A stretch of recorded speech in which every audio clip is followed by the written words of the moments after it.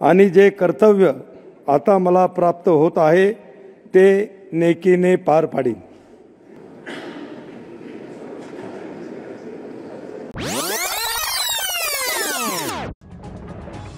आजपासून लोकसभेचे अधिवेशन सुरू झाले आहे। या अधिवेशनामध्ये सर्व नवनिर्वाचित निवडून आलेल्या खासदारांना लोकसभा सदस्य पदासाठी शपथ देण्यात येत आहे। दरम्यान शिंदे गटाचे बुलढाणा लोकसभा मतदारसंघातून सलग चौथ्यांदा निवडून आलेले आणि केंद्रीय मंत्रिमंडळात वर्णी लागलेले प्रतापराव जाधव यांनी देखील आज लोकसभा सदस्य पदासाठी शपथ घेतली।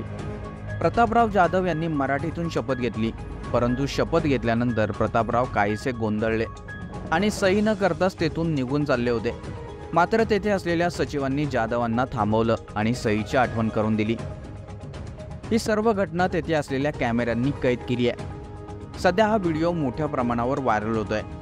श्री जाधव प्रतापराव गणपतराव।